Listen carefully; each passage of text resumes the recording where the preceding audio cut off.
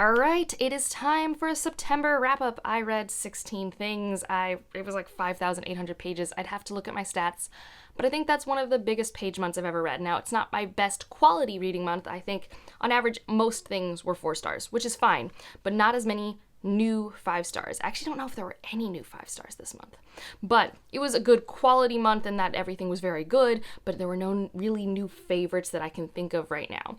Whereas August, if you remember, was like favorites left and right. It was awesome. Had great reading momentum. Granted, I still read a lot here. I took a lot of time off and my mental health was a trip if you watch my Friday reads. And I had a special project this month. If you don't remember from my September TBR, Evie and I did a book swap. And so Evie gave me 4 books I had to read, and then a 5th optional book, and then there was kind of sort of an unspoken 6th optional book that I'll talk about. So we'll go over that project, and then everything else I ended up picking up. So if you're new to my wrap-ups, I do things in categories. There'll be timestamps, anything I mentioned that might have a video link down below, channels I'd talk about down below, like Evie's channel, for sure linked down below. The first category we'll talk about were what Evie gave me. We'll wrap that up going approximately in order of how I enjoyed them. I enjoyed everything she gave me, except for maybe one book, which was just a very much like not for me type of book. And she gave me a bunch of stuff that's like in my comfort zone, but normally stuff I only read once or twice a month, so to read like 5 of them a month was a bit much for me and just like how I like to read. So I think if I ever gave someone this power again, maybe I'd let myself have an entire quarter to read the TBR books they give me just to make sure I can adjust as needed, because I felt like, especially with my other obligation reads, like I was in a lot of genres that are just not where I thrive. But with that preamble out of the way, we're going to start with the one I liked least, going to the one I think I liked most, although like after I talk about the first one, almost everything's in the 4-star range, so like it's kind of splitting hairs at that point. But the first one that wasn't great for me, I can see why it resonates with a bunch of people, is What Dreams May Come. This is kind of a nested narrative story. I don't know. We have a spirit who talks to someone to write a book, and that book's given to his brother about his death and where he went after he died. It's about the afterlife. It's very thought-provoking and philosophical about what is in the afterlife, and, you know, it kind of blends a bunch of different theological thoughts and religions.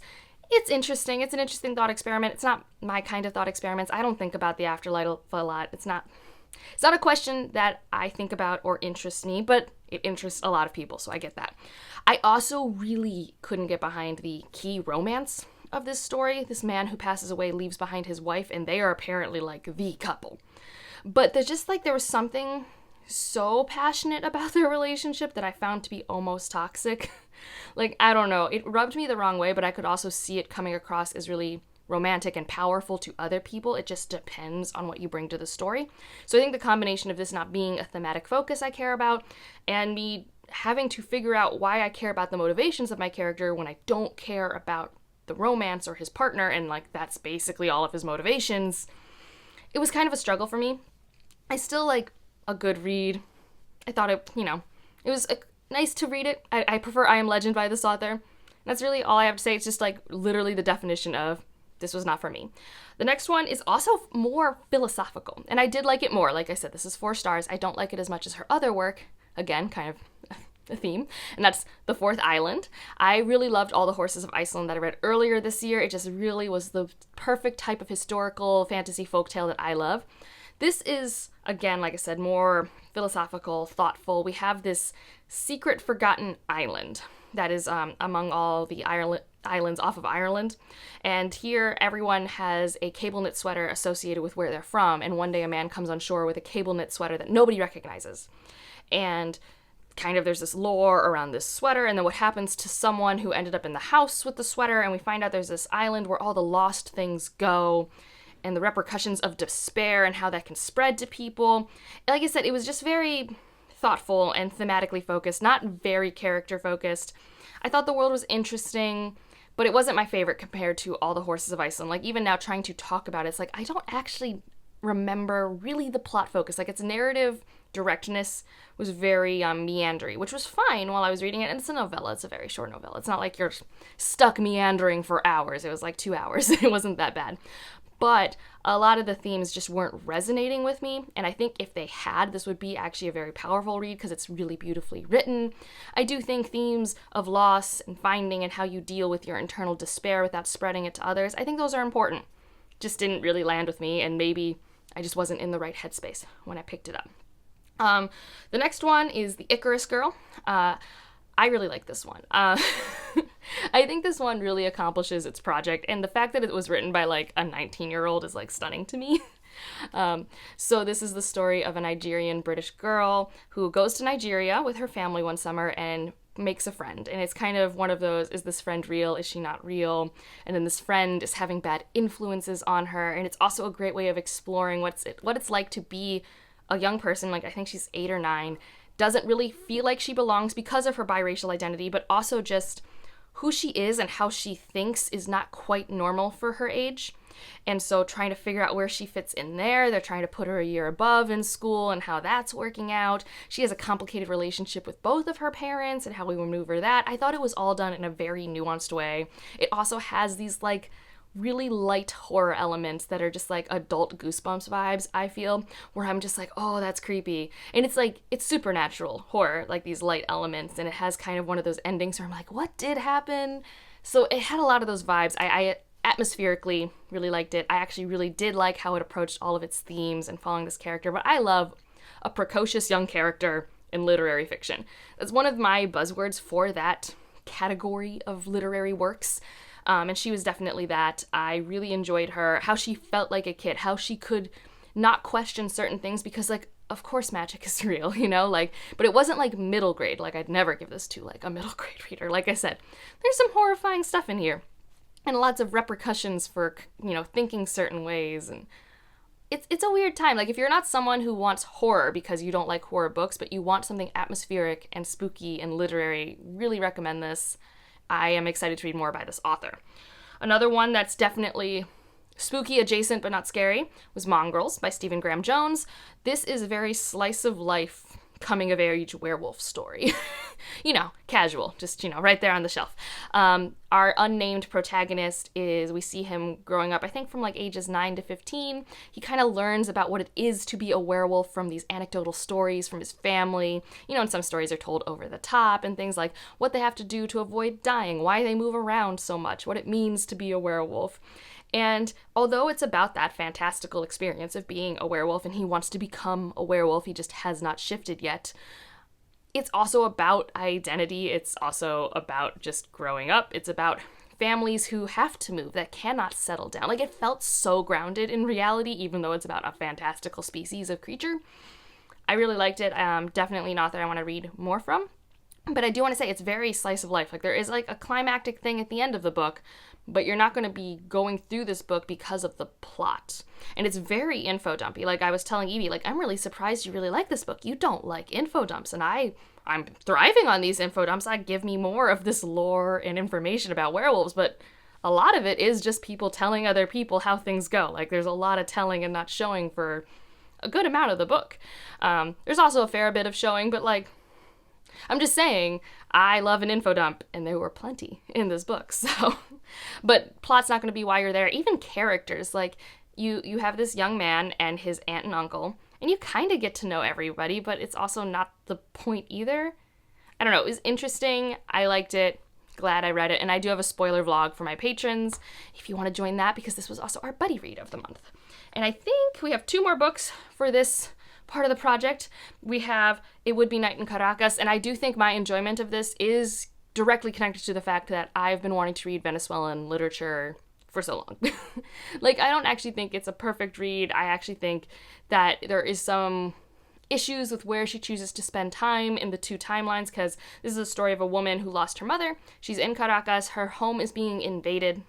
This takes place near modern times, so it's during one of the moments where are a lot of riots, there's a lot of political upheaval in Caracas. This happens kind of cyclically in the past 10 years or so, and she, in this process, is trying to figure out what's she going to do, who is she, what is her identity, and in that process we get flashbacks to her life in the 80s in Caracas, and I like it. I like it a lot. I like the idea of a lot of the things, and I think I would have preferred the past timeline more than the present, just because the present didn't do as much for me as the past. Like, I think I just got more fulfillment from the past timeline.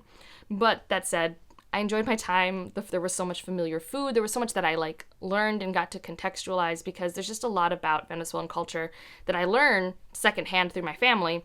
But I don't get to experience in media and literature a lot. So that was just, a nice, unique thing for me to experience, but I don't know if that would happen to anyone else who read this book.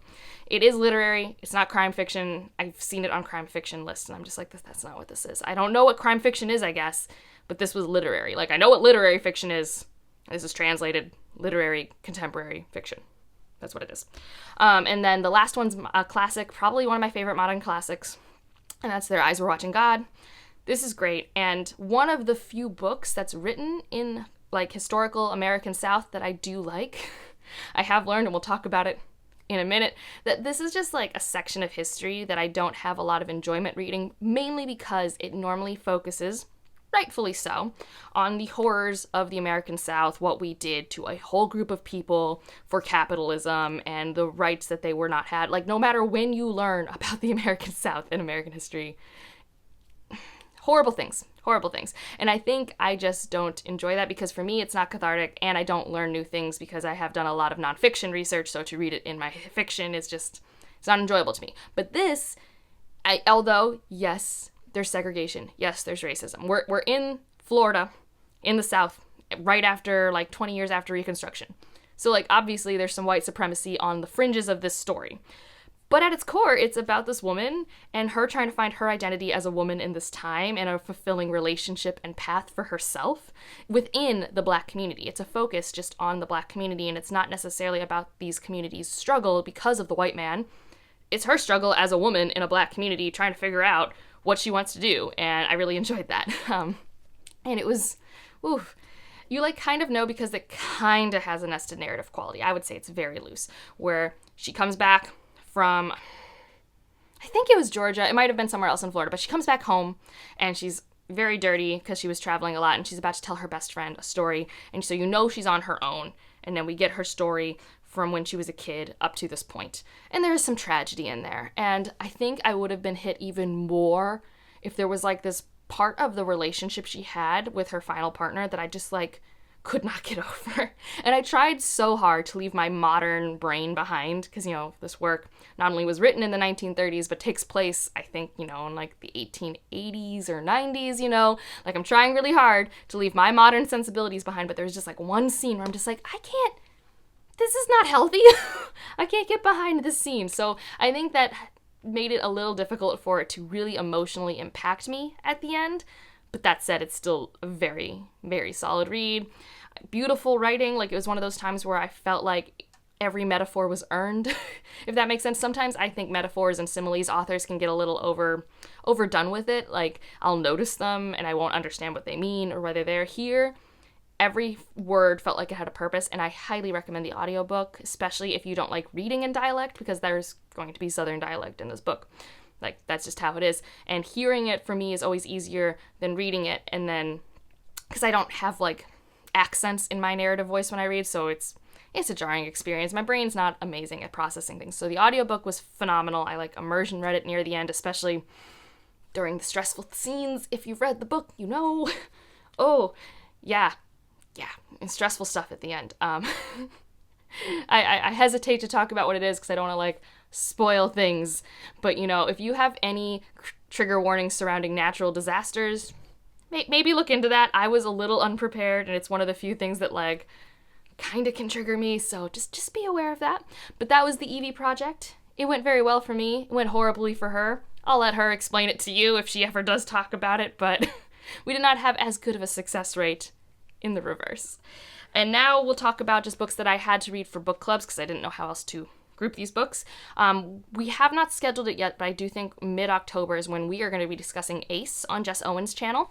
This was a wonderful nonfiction. I learned a lot, about what asexuality means, like the definition of it, or at least a definition of it. I think this work itself isn't even trying to say this is the only definition. I think it's just trying to give a starting introductory point for people to be like, here is a way to start understanding what asexuality can mean to many people. And it was really revealing, like, made me look at myself and think about things that I have never thought about.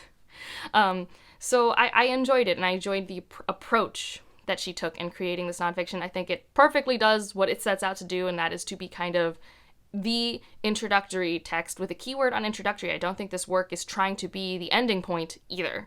And I really appreciate that, and I'm excited to talk about it more with other people. And then the other one was fine. It worked really well at book club, but like I only had an okay time with it, and that's The Sweetness of Water. I think part of it is, like I said, reading about the American South is hard, and this is like right after emancipation, Georgia, American South. And like this is a Black author, and this is his debut, and I just thought it was really interesting that the characters that got the most page time were the characters that don't necessarily fulfill the white savior trope, but they are the white landowners of where these Black men escape to, and the Black characters do not get as much page time as them or the son. Like, it was really interesting where the author chose to focus their time. I kind of wish it was all the brothers or all the people who are running this farm.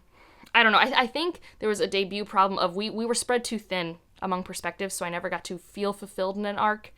But also, this is just not something that I love. It was great for discussion, though. I'm not unhappy that I read it, but it really didn't work for me. So this is like kind of with What Dreams May Come, another just like not for me book. Now, kind of going more positively, we have some surprising fantasy that I'll talk about. The first one being Knife of Dreams. I did not dislike this book. I downright enjoyed this book. Which, if you've at all been following my Wheel of Time journey, I mean, this is what, book 11? I read 12 books in Wheel of Time. I read all of the Robert Jordan installments. We start the Brandon Sanderson journey in December for this series, and I've had an okay experience. Most people would have stopped by now if they liked it as much as I do. But I've been reading it with a friend, and I am just kind of curious how Brandon Sanderson finishes it. I think if I wasn't reading this with a friend, and if Brandon Sanderson wasn't one of my favorite authors, I would have stopped a while ago. That said, Knife of Dreams was great. He tied up a lot of threads that we've been holding on to for like 5 books. I mean, I think there's still one thread where I'm just like, how have we not connected the dots? But it's also not as important anymore. It's the headache thread for anyone who cares. It's long. The prologue is like 4 hours. So that problem hasn't gone away.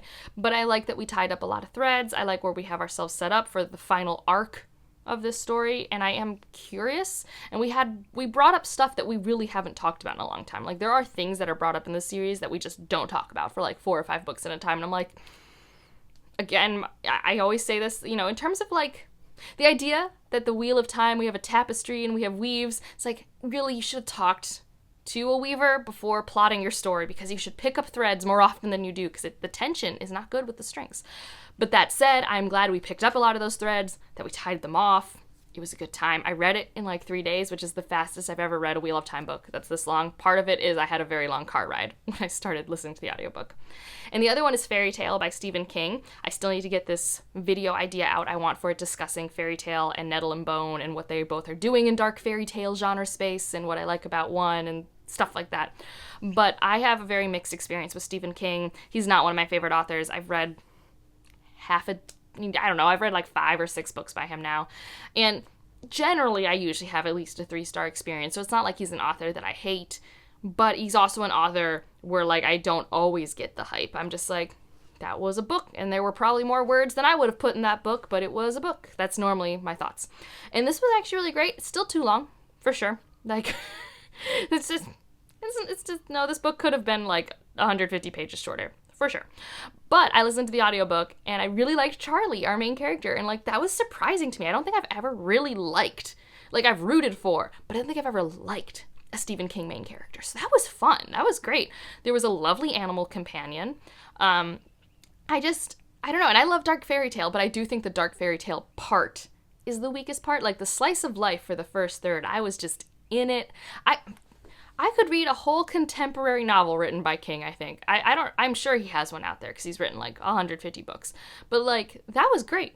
I was having a good time. Once we started like approaching the supernatural stuff, it was still good, but it wasn't as good for me. And then that went on too long. And then it was falling into some like tropes that I'm just like, whatever. Like, I don't know. I get it. It was a lot of paying homage to a bunch of stories. Like Neverending Story, Wizard of Oz, Brothers Grimm, like so many things. So yeah, but it was surprisingly, like, I was very invested. I was just like, yeah, this is great. I need to, like, be working on my blanket so I can finish this book. Our next category will be 3 sci-fi things I talk about, and one of them you'll be like, Angela, why didn't you put this in a romance category? And we're going to talk about it, but the first one we'll talk about is The Way Spring Arrives. This is a short story anthology, and I really liked it. 4-star, solid collection. I don't know, it was just a good time. I think about some of the stories, sometimes I don't think about others, which is why I think it's like a 4-star collection. I don't know if there were any like super standout stories. I think my favorites were one where we have this alien species kind of discussing how and why they left their planet and their interaction with humans down the line. It had a really interesting thematic discussion. I really liked that one.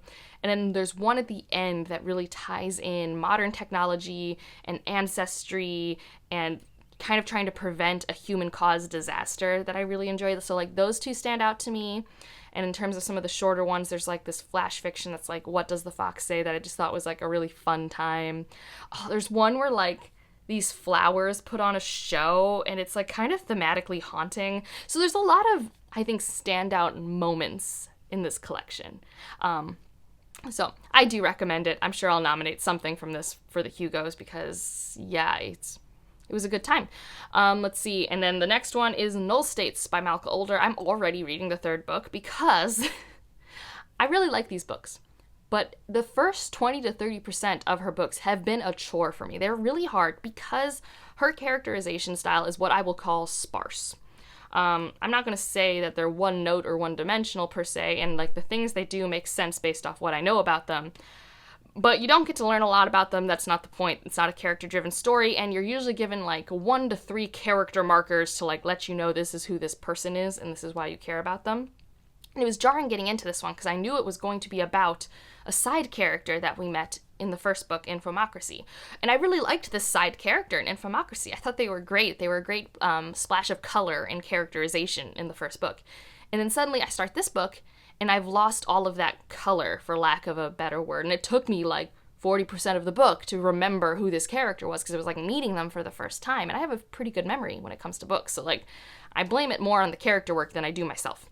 But that said, in terms of, like, the world building, like, exploring this type of democracy with information as this, like, literally information hub, this kind of like Google Plus thing, and then democracies being broken up into 100,000 people while still dealing with null states, which are groups that have not conformed to this. And there's these, every book's had a conspiracy, a mystery conspiracy, and like figuring out how all the threads come together. And we do still have our characters from the first book in a fun way. It's really interesting. And then also Shannon and I, who've been buddy reading this together, have kind of have this minor theory, because I think of them more as action movies that follow maybe like a different character from the previous one. That's how they have felt to me, as like action movies with very high themes. And if you like drier sci-fi writing, I think you'll enjoy this, if that makes sense. But they also technically kind of follow romance tropes rules. But they're not romance books. Like, I would never recommend this to a romance reader in terms of like, you should not be here for the romance. But character development is important. Like, our main characters in each one have a fulfilling relationship so far in each book. And we're curious if that's going to also hold true for the third book, and that this is accidentally also sort of technically a romance series, and how, you know, you follow a different character in each book and stuff like that. But I enjoyed the ideas a lot. I think it always sticks to the ending. Like, the endings of these books have always been great, and since I'm an endings person, that's what I remember. But I would be doing you all a disservice if I didn't say the start of these books are just hard for me. They are. I mean, they're worth pushing through. And, like, I end up using the audiobooks because it's how I have time for it. And also the writing is pretty dry, so it's kind of hard for me to push through physically reading. But the audio narrator is also very dry. So it's just like, I wish we had a better audio narrator. I truly do. And then the last one, I'm putting in sci-fi. I know technically it's a sci-fi romance, and also its first book is a more romance than this one, and this is Ocean's Echo. This is supposed to be a romance book, and if you remember, Winter's Orbit is like 50-50 sci-fi and romance, and the Winter's Orbit is marriage of convenience sort of trope. This is kind of sort of fake dating adjacent-ish, but it's really, like, it is about two characters developing and being with each other. Like, there is a romance plot that is heavy. but it's not a romance book in my head. Like, does it follow the tropes and conventions? Maybe. I don't know. But if you go into this wanting a romance book, you will be disappointed because it's a sci-fi book. It is a space opera military sci-fi book. Like, that's what it is. And I think actually, so one of my complaints about Winter's Orbit is that the sci-fi is not as strong as I would want it to be. Here, the sci-fi I thought was pretty compelling and strong the entire time. Like, I was interested in the politics. I was interested in the sci-fi manipulations. Like, there's these genetic manipulations for people that makes architects and readers. Architects can influence people to do actions, and readers can read people's minds. And in this world, architects are fine. There's no bad prejudice to them. They're everywhere. And readers, there's a lot of prejudice, and they kind of stay hidden. One of our main characters, one's a reader, one's an architect, and they are kind of supposed to be forced into this sync, which neither of them wants, so they kind of pretend the sync. This is the fake dating trope. And they're also trying to figure out what is happening with the military. So one of them has been a really good in the military his whole life person trying to make up for something his mother did in a rebellion, and the other one is a spoiled, privileged chaos machine. And so you kind of have this more order rigorous person, chaotic person come together, and it has a lot of twists and turns. If you like books that like turn the like plot focus on a head, you'll probably have fun with this. Like, there were definitely moments where I was like, what? And Ryan's like, are your book characters all right? And I'm like, I don't know. Like, it has those moments, and it actually also has really fascinating like commentary on this like sci-fi thing and what happens when something happens in the book. And I was like, this is so interesting to think about, especially because in theory this is a romance book and we're not taking it this way, which like if you were reading a genre romance, it would have been taken that way, and it wasn't. And it was just really nuanced. But again, the minute I stopped thinking of this as a romance book, I had more fun, because in a romance book I like the romance to be more present, the pining to be more present and stuff, and that's not. There's a little bit of pining, and we do follow romance tropes, but that's just not the focus. It truly is not the focus. The focus is about what is happening in the sci-fi, in the space opera, in the military of this world. So I feel like expectations are key. Like, I'm not saying if you liked Winter's Orbit, you won't like this, but I think you might have incorrect expectations, because Winter's Orbit was more of a murder mystery book in a sci-fi world with a strong, like, typical romance plot arc. And that's just not what Ocean's Echo is. And to my knowledge, you don't see any of the main characters from Winter's Orbit. I couldn't tell you if you saw like a minor character again, because I wouldn't have noticed that type of Easter egg. But it's also not like in a romance series where you normally pick up from a side character in a different book. This is a different part of the galaxy. We know we're in the same galaxy because there's like one force and one in the other, and there's like these things called remnants, but that's about it. I liked it a lot. I think I wish I had better expectations, because I do think that hampered like my first 50% enjoyment. Like, if I went into this wanting a sci-fi read, I would have probably had a really fun time. So that's why I'm putting it here. And then we just have a miscellaneous thing I need to just like bring in real quick. I read Batman Year One. It was great. I'm going to read another Batman book in October if you've watched my October TBR. I don't have a lot to say. I don't know how to review graphic novels. This is also a classic. I read it because it's part of what made the movie The New Batman. That's it. And I also liked getting to know Commissioner Gordon, even though he's not amazing. That's all I'll say. All right. Had to quickly grab a cat so you can probably see his tail because he's yelling. But the last two books we'll talk about were in the category Knew the Assignment, because I just wanted books that made me want to read, and that was really hard to find this month just in general. Like, a lot of these books are quality, but in terms of being consumable, compulsively consumable, wasn't a thing. The first one was a read, and that's Shadows of Self. This was even better for me than my first read. My first read, I gave it 4 stars. This time was 5 stars. We have a whole live show discussion, which was so fun to talk about, and it's just like, I think most of us on Reread had such a great time. And I think part of it was, again, an expectations game, like I was talking with Ocean's Echo, is like, this book I understood what was going to happen and what it was trying to do, and accepting it at face value was really fun. Whereas my first read, I was like, but I want this to happen, and, you know, trying to manifest the book doing what I wanted, and that didn't work out. So I really enjoyed it. Highly recommend watching the live show if you want, like, all of the thoughts that exists. And then the last book is Love on the Brain by Ali Hazelwood. I've been looking for a romance book that keeps me up till 3 a.m, and this book knew the assignment. I actually had to keep switching to a more boring read so I could go to bed at night, because I would keep wanting to read this book. And I do wish I had read it in a day, and I think from now on, whenever she comes out with a book, Like, I'm not going to read her novellas, and I'm not going to ever marathon all her stuff, because I think it would be too samey, but, like, what she does is having those compulsive, addictive, like, romance tropes for me, and I think I just need to read her books in a day or two, because she also does something that is probably a good thing, but to me it stresses me out, is, like, she has really stressful climactic things in her books for me, and I don't know why. I can't pinpoint it. It's not like the science of it all, but for some reason when I get to the end of her books and we have the like third act breakup or whatever, I'm just like so stressed, and it doesn't really have to do with the romance because I know it'll work out. It has to do with like whatever plot we're working with. So in this book, our plot is we're making this helmet, and of course something's gonna go wrong with making this helmet, and it's like, if you know stories, you know who's going to be responsible for it the minute you meet the person, especially if you read The Love Hypothesis. Like, I don't know. Maybe, I don't know. But that's fine. I didn't come here for the plot, but it stresses me out. So I think if I only read it in a day or two, I don't, like, get stressed for days, because there was just, like, this part of me, because I was reading it for 3 or 4 days because I was on vacation, so I didn't have, like, endless time to read.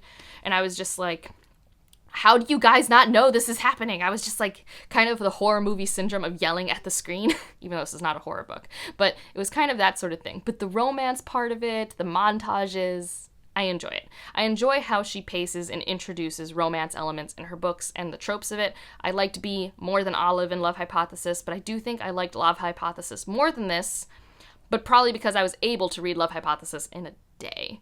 But this was definitely exactly what I've been wanting from romance books in a while. Like, just something that I cannot put down, tropey, good times. And I've also been kind of craving the you don't know he loves you trope. Like, I don't know. It's just been like one of those things that I've been wanting for a while. So, into the assignment. It was good. And that's this month of reading. Definitely talked for too long. And as a reward for making it to the end, I will show you my cat.